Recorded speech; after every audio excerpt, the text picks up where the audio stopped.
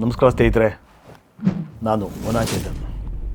ನಮ್ಮ ಕಮಲಾರ್ಸ್ ಚಾನಲ್ಗೆ ಸ್ವಾಗತ. ಮನೆ ಕಟ್ಟೋ ಕನಸು ಶುರುವಾಯಿತು ಅಂದರೆ ಸಾಕು, ಬರೀ ಗೊಂದಲಗಳೇ. ಅದು ಕೂಡ ಆಯ್ಕೆಗಳದ್ದು. ಯಾವುದ ಆರಿಸಲಿ ಎಂದು ಸೈಟ್ ಕೊಳ್ಳೋದ್ರಿಂದ ಹಿಡಿದು ಮನೆ ಕಟ್ಟಿ ಮುಗಿಸೋ ತನಕ ಮುಗಿಯೋದೇ ಇಲ್ಲ. ಅದರಲ್ಲಿ ವಾಸ್ತು ಕೂಡ ಒಂದು. ಮತ್ತದೇ ಗೊಂದಲ. ಏನದು? ಮನೆ ವಾಸ್ತು ಪ್ರಕಾರ ಕಟ್ಟಿಸಬೇಕಾ ಅಥವಾ ವೈಜ್ಞಾನಿಕವಾಗಿರಬೇಕಾ ಎಂದು. ಮನೆ ಕಟ್ಟುವ ಯೋಜನೆಯಲ್ಲಿ ವಾಸ್ತು ಮತ್ತು ವೈಜ್ಞಾನಿಕ ಎರಡನ್ನೂ ವಿವರವಾಗಿ ಗಮನಿಸಿದರೆ ನಿಮಗೆ ಎರಡರ ವಿಧಾನಗಳು ಕೂಡ ಆರೋಗ್ಯಕರ, ಸುಖಕರ ಮತ್ತು ಸದುಪಯೋಗಿ ವಾಸಸ್ಥಳ ನಿರ್ಮಿಸುವುದೇ ಆಗಿರುತ್ತೆ. ಅದರಲ್ಲೂ ಕೆಲವು ಭಿನ್ನ ರೂಪಗಳಿದೆ. ಬನ್ನಿ ಎರಡನ್ನೂ ಹೋಲಿಸಿ ನೋಡೋಣ, ವಾಸ್ತುನ ಅಥವಾ ವೈಜ್ಞಾನಿಕನ ಅಂತ. ಈ ವಿಚಾರ ಎಲ್ಲರ ತಲುಪಲಿ ಅನ್ನೋದೇನೋ ಓಕೆ, ಆದರೆ ಅದು ನಿಮ್ಮಿಂದ ಮಾತ್ರ ಸಾಧ್ಯ. ದಯವಿಟ್ಟು ಯಾರ್ಯಾರು ಹೊಸದಾಗಿ ಈ ವಿಡಿಯೋ ನೋಡ್ತಾ ಇದ್ದೀರಾ, ಲೈಕ್ ಮಾಡಿ, ಸಬ್ಸ್ಕ್ರೈಬ್ ಮಾಡಿ, ಶೇರ್ ಮಾಡಿ.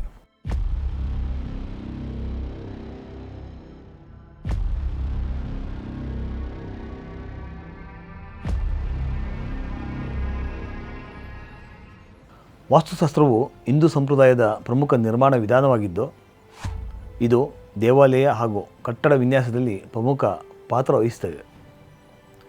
ಇದರಲ್ಲಿ ಕೆಲವು ಮೂಲ ತತ್ವಗಳೆಂದರೆ ಪಂಚಭೂತಗಳಾದ ಭೂಮಿ, ನೀರು, ಅಗ್ನಿ, ವಾಯು, ಆಕಾಶಗಳ ಸಮತೋಲನ ಕಾಯ್ದುಕೊಳ್ಳಲು ಸಹಕಾರಿಯಾಗಿರುತ್ತೆ. ಇನ್ನು ದಿಕ್ಕುಗಳ ವಿಚಾರದಲ್ಲಿ ಪೂರ್ವ, ಪಶ್ಚಿಮ, ಉತ್ತರ, ದಕ್ಷಿಣ ಪ್ರತಿ ದಿಕ್ಕುಗಳಿಗೂ ದೇವತೆ ಮತ್ತು ಶಕ್ತಿಯ ಕಲ್ಪನೆ ಇರುತ್ತೆ. ವಾಸ್ತುವಿನಲ್ಲಿ ಕೆಲವೊಂದು ನಿಯಮಗಳಿದೆ. ಮನೆ ಬಾಗಿಲು ಪೂರ್ವ ಅಥವಾ ಉತ್ತರದಲ್ಲಿ ಮೊದಲೇ ಆದ್ಯತೆ ಕೊಡುತ್ತೆ, ನಂತರ ಉಳಿದ ದಿಕ್ಕುಗಳು. ಅಡುಗೆ ಮನೆ ಆಗ್ನೇಯ ಅಥವಾ ವಾಯುವ್ಯಕ್ಕೆ, ಶೌಚಾಲಯ ವಾಯುವ್ಯ ಮತ್ತು ಆಗ್ನೇಯಕ್ಕೆ ಇಡಬೇಕು ಅಂತ ಹೇಳುತ್ತೆ. ಮಲಗುವ ಕೋಣೆಯನ್ನು ದಕ್ಷಿಣ ಅಥವಾ ಪಶ್ಚಿಮ ದಿಕ್ಕಿಗೆ ಬರಲಿ ಅಂತ ಹೇಳುತ್ತೆ. ಇದರ ಉದ್ದೇಶ ಮನೆಯಲ್ಲಿ ಶಾಂತಿ, ಆಧ್ಯಾತ್ಮಿಕ ಶಕ್ತಿ, ಆರೋಗ್ಯ, ಸಮೃದ್ಧಿ ಬರಲೆಂದು. ಕಟ್ಟಡ ನಿರ್ಮಾಣದಲ್ಲಿ ವೈಜ್ಞಾನಿಕ ದೃಷ್ಟಿಕೋನವು ಆಧಾರವಾಗಿರೋದು ಭೌತಶಾಸ್ತ್ರ, ವಾಸ್ತುಶಿಲ್ಪ, ಪರಿಸರ ವಿಜ್ಞಾನ ಮತ್ತು ಎಂಜಿನಿಯರಿಂಗ್ನಲ್ಲಿ ಇರುತ್ತೆ. ಇದರ ಮೂಲ ತತ್ವಗಳು ಕೂಡ ಬೆಳಕು, ಗಾಳಿ, ತಾಪಮಾನ, ಭೂಕಂಪ, ಆಮೇಲೆ ಗಾಳಿ ಬಲ ಅಂತ ಹೇಳ್ತೀವಿ, ವಿಂಡ್ ಪ್ರೆಷರ್ ಅಂತ, ಅದು ಮತ್ತು ಹವಾಮಾನ, ಇವಕ್ಕೆಲ್ಲ ಹೊಂದ್ಕೊಳ್ಳೋ ರೀತಿ ಮನೆ ಮಾಡಬೇಕು ಅನ್ನೋದೇ ಇದರಲ್ಲಿರುತ್ತೆ. ಕೆಲವು ನಿಯಮಗಳು: ಬೆಳಕು, ಕಿಟಕಿ, ಬಾಗಿಲು, ಓಪನ್ ಸ್ಪೇಸು, ಹಾಗೆ ನೈಸರ್ಗಿಕ ಬೆಳಕು ಬರುವಂತೆ ಮಾಡಬೇಕು. ಗಾಳಿ ಅಂದರೆ ಕ್ರಾಸ್ ವೆಂಟಿಲೇಷನ್ಸ್ ಮುಖಾಂತರ ತಾಜಾ ಗಾಳಿ ಮನೆ ಒಳಗಡೆ ಬರೋ ಥರ ಪ್ಲ್ಯಾನ್ ಮಾಡಬೇಕಾಗುತ್ತೆ. ಈ ಸೂರ್ಯನ ತಾಪಮಾನ ಏನು ಹೇಳುತ್ತೆ ಅಂದರೆ, ಬಿಸಿಲು ಹೆಚ್ಚು ಬರುವ ಭಾಗದಲ್ಲಿ ಮಲಗುವ ಕೊಠಡಿ ಮಾಡಬೇಡಿ ಅಂತ ಹೇಳುತ್ತೆ. ಇನ್ನು ಮಳೆ ವಿಚಾರ ಅಂತ ಬಂದಾಗ ಡ್ರೈನೇಜ್ ವ್ಯವಸ್ಥೆ, ತೇವಾಂಶ ನಿಯಂತ್ರಣ ಇವನ್ನೆಲ್ಲ ಮಾಡಬೇಕಾಗುತ್ತೆ. ಸೌಕರ್ಯಗಳು ಯಾವ ರೀತಿ ಅಂದರೆ ಬಾತ್ರೂಮ್ ಮತ್ತು ಕಿಚನ್ ನಡುವೆ ಸರಿಯಾದ ಪ್ಲಂಬಿಂಗ್ ವ್ಯವಸ್ಥೆಗಳೆಲ್ಲ ಮಾಡಿ ಅಂತ ಹೇಳುತ್ತೆ. ಈ ವೈಜ್ಞಾನಿಕ ಉದ್ದೇಶ ಏನು? ಉತ್ತಮ ಗಾಳಿ, ಬೆಳಕು, ಆರೋಗ್ಯ ವೃದ್ಧಿ. ನಾವು ನಿಜ ಜೀವನದಲ್ಲಿ ಇಂದಿನ ದಿನಗಳಲ್ಲಿ ವಾಸ್ತು ಮತ್ತು ವೈಜ್ಞಾನಿಕ ಎರಡನ್ನೂ ಸೇರಿಸಿ ಬಳಸ್ತೀವಿ. ಉದಾಹರಣೆಗೆ ಅಡುಗೆ ಮನೆ. ವಾಸ್ತು ಪ್ರಕಾರ ಅಡುಗೆ ಮನೆ ಆಗ್ನೇಯದಲ್ಲಿ ಇರಬೇಕು, ನಿಜ. ಅದೇ ಸಮಯದಲ್ಲಿ ವೈಜ್ಞಾನಿಕವಾಗಿ ಚಿಮ್ನಿ, ಕ್ರಾಸ್ ವೆಂಟಿಲೇಷನ್ ಕೂಡ ಅಲ್ಲೇ ಕೊಡ್ತಾರೆ. ಹೀಗಾಗಿ ಮನೆಯಲ್ಲಿ ಶ್ರದ್ಧೆ, ವಿಜ್ಞಾನ ಎರಡು ಸಮತೋಲನವಾಗಿ ಬರುತ್ತೆ. ಬನ್ನಿ ವಾಸ್ತುನ, ವೈಜ್ಞಾನಿಕನ ಇದ್ರ ಬಗ್ಗೆ ಮೊದಲು ತಿಳಿಯೋಣ. ಈ ನಿವೇಶನ ಆಯ್ಕೆ ಮಾಡಬೇಕಾದ್ರೆ, ಮೇನ್ ಡೋರ್ ಇಡಬೇಕಾದ್ರೆ, ಸೈಟ್ ಸುತ್ತ ಖಾಲಿ ಜಾಗ ಬಿಡಬೇಕು ಅಂತಂದರೆ ವಾಸ್ತು ಏನು ಹೇಳುತ್ತೆ? ಉತ್ತರ ಮತ್ತು ಪೂರ್ವ ದಿಕ್ಕುಗಳು ಸೈಟ್ಗಳಿಗೆ ಮೊದಲ ಆದ್ಯತೆಯಾಗಿರುತ್ತೆ, ಮಿಕ್ಕದೆಲ್ಲ ನಂತರ.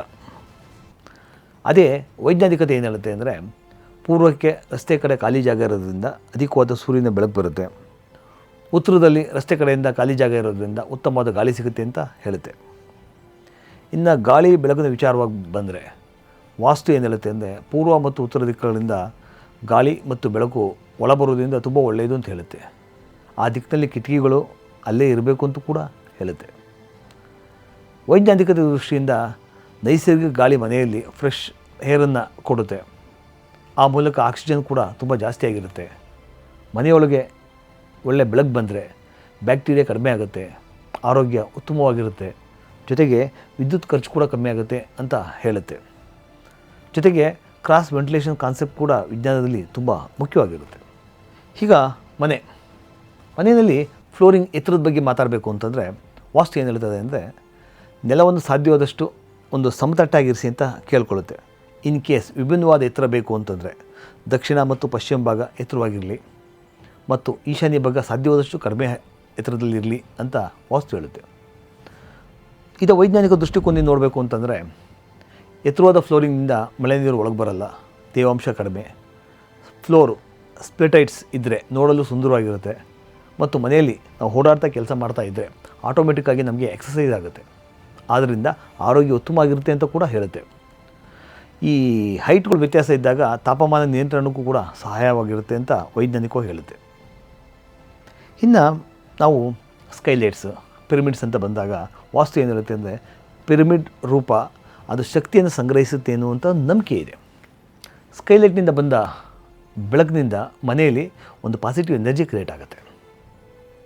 ಮನೆಯ ಮಧ್ಯಭಾಗದಲ್ಲಿ ಅಂದರೆ ಬ್ರಹ್ಮಸ್ಥಾನ ಅಂತ ಏನು ಹೇಳ್ತೀವಲ್ಲ, ಅಲ್ಲಿ ಸ್ವಾಭಾವಿಕ ಬೆಳಕು ಮನೆಯ ನೆಲ ಸ್ಪರ್ಶಿಸಿದರೆ ಉತ್ತಮ ಏಳಿಗೆ ಅನ್ನೋದು ನಂಬಿಕೆ.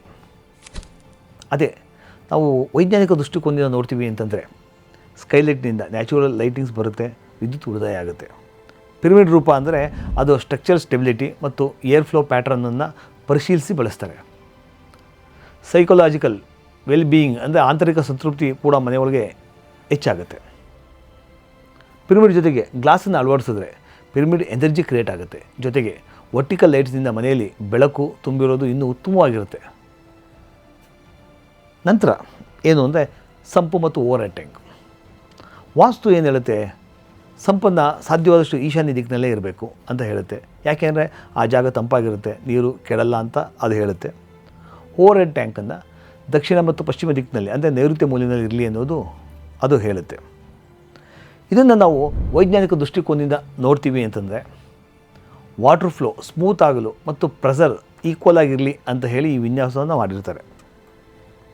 ಈ ಭೂಮಿನಲ್ಲಿ ನೀರಿನ ಫ್ಲೋ ಇರುತ್ತಲ್ಲ, ನೀರಿನ ಹರಿವು ಅಂತ ಏನು ಹೇಳ್ತೀವಲ್ಲ, ಅದು ಸೌತ್ ವೆಸ್ಟ್ ಕಾರ್ನರಿಂದ ನಾರ್ತ್ ಈಸ್ಟ್ ಕಾರ್ನರ್ ಕಡೆಗೆ ಹರಿಯೋದು. ಅದು ಯಾವಾಗಲೂ ಕೂಡ ಸೌತ್ ವೆಸ್ಟ್ ಕಾರ್ನ ಅತಿ ಎತ್ತರದಿಂದ ನಾರ್ತ್ ಈಸ್ಟ್ ಕಾರ್ನರ್ ಸಂಪ್ಗೆ ವಾಟರ್ ಕನೆಕ್ಟ್ ಮಾಡಿದಾಗ ಆ ಥರ ನೀರಿನ ಫ್ಲೋ ಇರುತ್ತಲ್ಲ, ಅದು ಆಟೋಮೆಟಿಕ್ಕಾಗಿ ಸ್ಪೀಡ್ ಆಗುತ್ತೆ.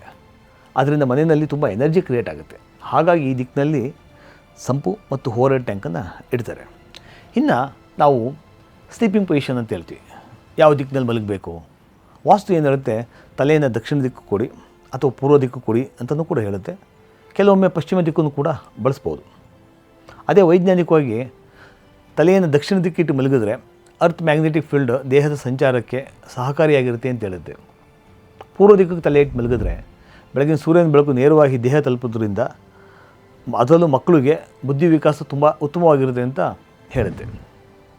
ಇನ್ನು ಲಿವಿಂಗ್ ಏರಿಯಾ ಮತ್ತು ಪೂಜಾ ಕೋಣೆ ವಿಚಾರಕ್ಕೆ ಬಂದರೆ ವಾಸ್ತು ಪೂರ್ವ ಮತ್ತು ಉತ್ತರ ದಿಕ್ಕಿನಲ್ಲಿ ಅಥವಾ ಈಶಾನ್ಯ ದಿಕ್ಕಿನಲ್ಲಿ ಇಟ್ಟರೆ ಉತ್ತಮ ಅಂತ ಹೇಳುತ್ತೆ.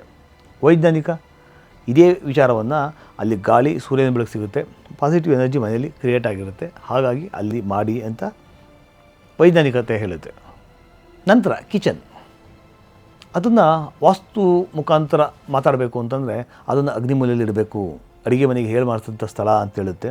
ಕೆಲವೊಮ್ಮೆ ಸೆಕೆಂಡ್ ಆಪ್ಷನ್ ಅಂತ ಬಂದಾಗ ವಾಯುಮೂಲೆಯಲ್ಲೂ ಕೂಡ ಅಡುಗೆ ಮನೆಯನ್ನು ಕೊಡ್ಬೋದು. ಅದನ್ನು ವೈಜ್ಞಾನಿಕ ದೃಷ್ಟಿಕೋನದಿಂದ ನೋಡೋಕೆ ಹೋದರೆ ಫೈರ್ ಸೇಫ್ಟಿ, ವೆಂಟಿಲೇಷನ್ಸು, ಸ್ಮೋಕ್ ಔಟ್ಲೆಟ್ಗಳು ಇವು ಕಿಚನ್ ಡಿಸೈನ್ಗೆ ಪ್ರಮುಖ ಅಂಶಗಳಾಗಿರ್ತವೆ. ಕುಕ್ಕಿಂಗ್ ಹತ್ರ ಎಕ್ಸಾಸ್ಟ್ ಫ್ಯಾನು, ಚಿಮ್ನಿ ಇಟ್ಟರೆ ಕಾರ್ಬನ್ ಮೊನಾಕ್ಸೈಡ್ ತಡೆ ಹಿಡಿಬೋದು. ಜೊತೆಗೆ ಬಾತ್ರೂಮ್, ವಾಸ್ತು ಪ್ರಕಾರ ಬಾತ್ರೂಮು ವಾಯುವ್ಯ ಅಥವಾ ಪಶ್ಚಿಮದಲ್ಲಿರಲಿ ಅಂತ ಕೇಳ್ಕೊತೀವಿ. ಸೆಕೆಂಡ್ ಆಪ್ಷನ್ನು ಆಗ್ನೇಯಕ್ಕಿರಲಿ ಅಂತ ಕೂಡ ಹೇಳುತ್ತೆ. ನಮ್ಮ ವೈಜ್ಞಾನಿಕ ದೃಷ್ಟಿಕೋನದಿಂದ ನೋಡ್ತಾ ಬಂದರೆ ಸೂರ್ಯನ ಮಧ್ಯಾಹ್ನ ಬಿಸಿಲು ಅಲ್ಲಿರುವಂಥ ತೇವಾಂಶವನ್ನು ಬೇಗ ಒಣಗಿಸುತ್ತೆ, ಬ್ಯಾಕ್ಟೀರಿಯಾ ಬೆಳವಣಿಗೆ ಆಗೋದನ್ನು ತಡೆಯುತ್ತೆ. ಪ್ಲಂಬಿಂಗ್ ಸಿಸ್ಟಮ್ ಡಿಸೈನ್ ಸುಲಭವಾಗಿರುತ್ತೆ ಅಂತ ಆ ಸ್ಥಳಗಳನ್ನು ಆರಿಸ್ತೀವಿ. ಅಲ್ಲಿ ಗಾಳಿ ಹರಿವು ಜಾಸ್ತಿ ಇರೋದ್ರಿಂದ ಮಾಯಿಶ್ಚರ್ ಕಂಟ್ರೋಲು ಮತ್ತು ಸೈಂಟಿಫಿಕ್ ಕಾರಣಗಳು ಹಲವಾರು ಇರುತ್ತೆ.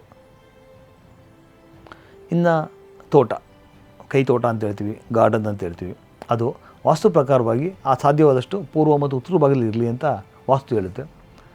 ವೈಜ್ಞಾನಿಕವಾಗಿ ಅಲ್ಲಿ ಬೆಳಕು ಚೆನ್ನಾಗಿ ಸಿಗುತ್ತೆ, ಗಾಳಿ ಚೆನ್ನಾಗಿ ಸಿಗುತ್ತೆ, ಆಮೇಲೆ ಸಸ್ಯಗಳು ಕೂಡ ಫ್ರೆಶ್ ಆಕ್ಸಿಜನನ್ನು ಕೊಟ್ಟು ಮನೆಗೆ ಒಳ್ಳೆ ವಾತಾವರಣ ಸೃಷ್ಟಿ ಮಾಡುತ್ತೆ ಅಂತ ಹೇಳುತ್ತೆ. ಗಾಳಿ, ಬೆಳಕು, ಆಮೇಲೆ ಸೌಂಡ್ ಕಂಟ್ರೋಲ್ ಕೂಡ ಚೆನ್ನಾಗಿರುತ್ತೆ. ಆರೋಗ್ಯಕ್ಕೆ ನೇರ ಸಂಬಂಧ ಇರುತ್ತೆ. ಈ ನೈಸರ್ಗಿಕ ಬೆಳಕು, ತೋಟ, ಓಪನ್ ಸ್ಪೇಸಸ್ಸು ಯಾವಾಗಲೂ ಅಷ್ಟೇ ನಮ್ಮ ಮನಸ್ಸಿಗೆ ಶಾಂತಿ ಕೊಡುತ್ತೆ. ಈ ವಾಸ್ತು ಮತ್ತು ವೈಜ್ಞಾನಿಕದ ಸಾರಾಂಶ ಏನು? ವಾಸ್ತು ನಂಬಿಕೆ, ಪರಂಪರೆ, ಶಕ್ತಿ ಮತ್ತು ತತ್ವನ ಹೊಂದಿರುತ್ತೆ. ವೈಜ್ಞಾನಿಕ ತರ್ಕ, ಅನುಭವ, ಪ್ರಾಕ್ಟಿಕಲ್, ಹೆಲ್ತ್ ಆ್ಯಂಡ್ ಸೇಫ್ಟಿ. ಸ್ನೇಹಿತರೆ, ಮನೆ ಕಟ್ಟಬೇಕಾದ್ರೆ ಎರಡರಲ್ಲೂ ಒಳ್ಳೆಯ ಅಂಶಗಳನ್ನು ಈಕ್ವಲ್ ಆಗಿ ಬಳಸಿ ಉತ್ತಮ ಮನೆಯನ್ನು ನಿರ್ಮಿಸ್ಬೋದು. ವಾಸ್ತುನ ವೈಜ್ಞಾನಿಕ ಅನ್ನೋ ವಿಚಾರ ಬಂದಾಗ ಕಡೆಯ ಸಾರಾಂಶ ಏನು ಅಂದರೆ, ವಾಸ್ತು ಏನು ಹೇಳುತ್ತೆ? ನಂಬಿಕೆ, ಪರಂಪರೆ, ಶಕ್ತಿ, ತತ್ವ ಇದ್ರ ಬಗ್ಗೆ ವಾಸ್ತು ಹೇಳುತ್ತೆ. ವೈಜ್ಞಾನಿಕ ತರ್ಕ, ಅನುಭವ, ಪ್ರಾಕ್ಟಿಕಲ್, ಹೆಲ್ತ್ ಆ್ಯಂಡ್ ಸೇಫ್ಟಿ ಬಗ್ಗೆ ಮಾತಾಡುತ್ತೆ. ಮನೆ ಕಟ್ಟಬೇಕಾದ್ರೆ ಎರಡರಲ್ಲೂ ಒಳ್ಳೆಯ ಅಂಶಗಳನ್ನು ಈಕ್ವಲ್ ಆಗಿ ಬೆಳೆಸ್ಕೊಂಡ್ರೆ ಉತ್ತಮವಾದ ಮನೆಯನ್ನು ನಿರ್ಮಿಸ್ಬೋದು. ಸ್ನೇಹಿತರೆ, ಎಷ್ಟು ಸಾಧ್ಯ ಅಷ್ಟು ಸರಳವಾಗಿ ನಿಮಗೆ ವಾಸ್ತುನ, ವೈಜ್ಞಾನಿಕನ ಎಂಬ ಭಿನ್ನ ವಿವರಗಳ ಬಗ್ಗೆ ನಿಮಗೆ ತಿಳಿಸಿದ್ದೀನಿ. ನಿಮಗೇನಾದ್ರು ಡೌಟ್ಸ್ ಇದ್ದರೆ ಕಮೆಂಟ್ಸ್ ಮಾಡಿ. ನಾನು ಇದ್ರ ಬಗ್ಗೆ ಇನ್ನೂ ಹೆಚ್ಚಿದಾಗಿ ತಿಳಿಸ್ಕೊಳ್ಳೋಕ್ಕೆ ಪ್ರಯತ್ನ ಮಾಡ್ತೀನಿ. ಸ್ನೇಹಿತರೆ, ಈಗಾಗಲೇ ನಾನು ಒಂದು ವಾಸ್ತು ಎಷ್ಟು ಗೊತ್ತು ಅನ್ನೋ ವಿಚಾರವಾಗಿ ಒಂದು ವಿಡಿಯೋ ಮಾಡಿದ್ದೀನಿ. ಒಳ್ಳೆ ರೆಸ್ಪಾನ್ಸ್ ಕೂಡ ಬಂದಿದೆ. ಯಾರ್ಯಾರು ಈ ವಿಡಿಯೋ ನೋಡಿಲ್ಲ ಅಂತಂದರೆ ಡಿಸ್ಕ್ರಿಪ್ಷನ್ನಲ್ಲಿ ನಾನು ಇದರ ಲಿಂಕನ್ನು ಕೊಟ್ಟಿರ್ತೀನಿ. ದಯವಿಟ್ಟು ನೋಡಿ, ನಿಮ್ಮ ಅನಿಸಿಕೆಗಳನ್ನ ನನಗೆ ತಿಳಿಸಿ.